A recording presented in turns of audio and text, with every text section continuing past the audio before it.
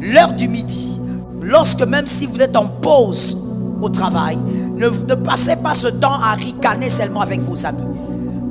Lorsqu'il est midi, retirez-vous un peu, quelque part de seul, et décrétez que vous recevez tout ce qui vous appartient de positif venant d'une nouvelle saison. Lorsqu'il y a des choses dans votre vie que vous voulez voir changer, est-ce qu'il y a quelqu'un qui veut voir changer certaines choses dans sa vie? Alors, puisque nous sommes nombreux, quand il y a des choses que tu veux voir changer, je ne te dis pas que tu ne peux pas prier à d'autres heures. Tu peux prier à toutes les heures. La Bible dit prier sans cesse. Mais moi, je te parle des portes qui s'ouvrent. Parce qu'il y a des heures où les portes sont ouvertes et il y a des moments où les portes se referment. Lorsque c'est midi, tu peux en profiter pour déclarer que la saison doit changer dans ce domaine-là. La troisième porte majeure, c'est la porte du midi. La porte du midi. Lorsqu'il est midi chez vous, la porte du midi. C'est une porte qui permet le changement des saisons. À cette heure-là, il y a une porte spirituelle qui s'ouvre, qui permet à des choses invisibles d'entrer dans le monde visible, mais vous permettant de vivre les effets d'une autre saison. Et là, nous avons Genèse 18:1. C'est Abraham. Genèse 18:1.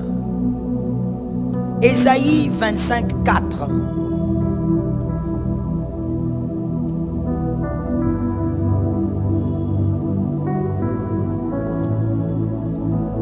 On va lire Ésaïe 25:4.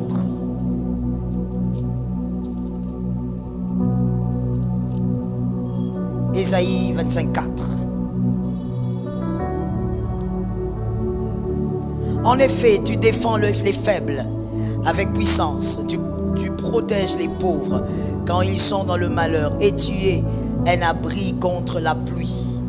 Une ombre qui protège du soleil. Dans la version Louis II, on dit à midi, ton ombre nous couvre. Là, on parle de l'Éternel, son ombre couvre. Vous entrez dans une saison de grâce et de couverture. L'histoire d'Abraham, c'est Abraham, la Bible dit clairement, au midi. Dans d'autres versions, on dit même à la chaleur du jour. Là, Abraham assis, il voit des hommes venir. Et c'était des êtres spirituels qui étaient venus annoncer la destruction de Sodome et Gomorrhe. Mais ces êtres aussi étaient venus changer la saison d'Abraham. Parce qu'ils ont dit à Abraham, l'année prochaine, à la même époque, Sarah aura un bébé. L'heure du midi, lorsque même si vous êtes en pause au travail, ne passez pas ce temps à ricaner seulement avec vos amis.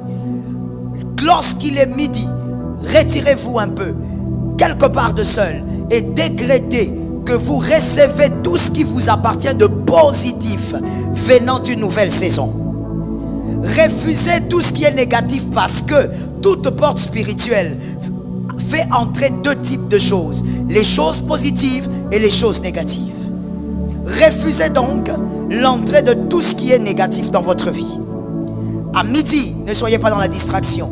À midi, si vous avez des enfants qui vont à l'école, priez pour eux. Lancez une parole prophétique et que cette porte permette l'entrée d'une nouvelle saison dans la vie de vos enfants. Comme je le disais, une porte spirituelle, elle peut être bénissante comme elle peut être maudissante. Donc, vous devez libérer les grâces lorsque la porte s'ouvre. Il y a donc trois portes majeures qui s'ouvrent, que vous le sachiez ou pas, ces portes s'ouvrent. Que vous tenez compte de ça ou pas, ces portes s'ouvrent et elles opèrent. Que Jésus te donne la victoire. Lorsque vous voyez la porte du midi, soyez capable de déclarer les choses que vous voulez voir changer.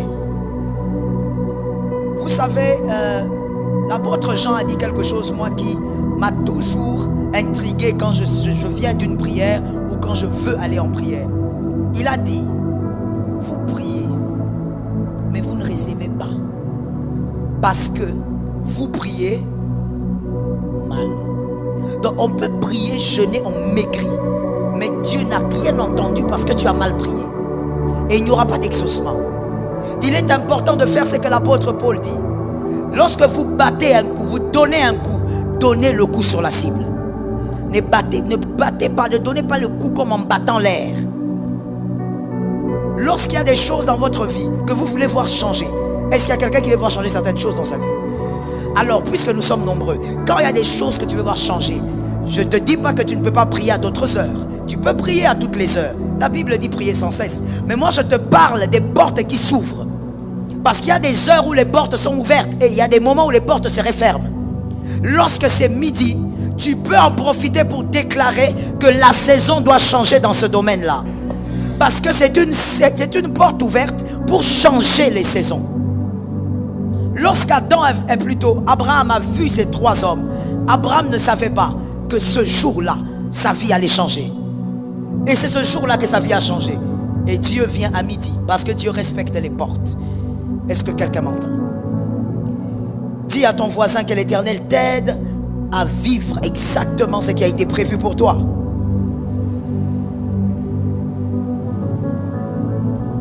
Psaume 55, 16, 17. Psaume 55, 16, 17.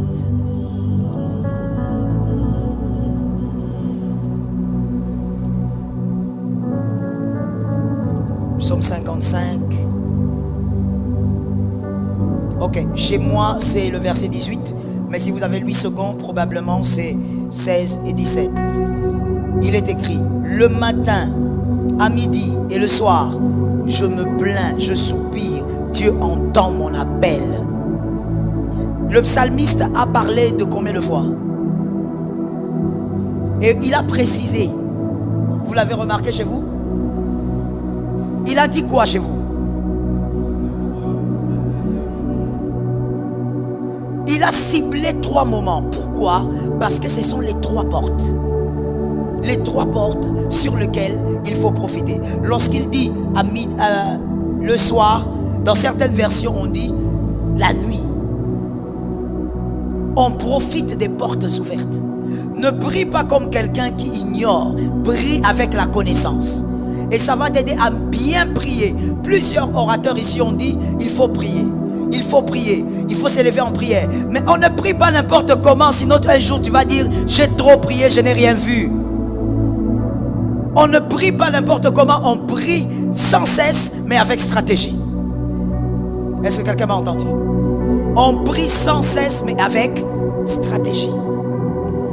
Ce moment particulier de prière peut avoir un impact significatif sur notre communion avec Dieu et l'exaucement de nos prières.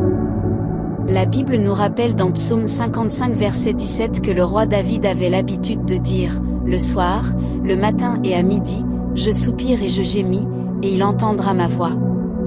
Cela nous montre l'importance de la prière à midi comme un moment de rencontre régulier avec Dieu.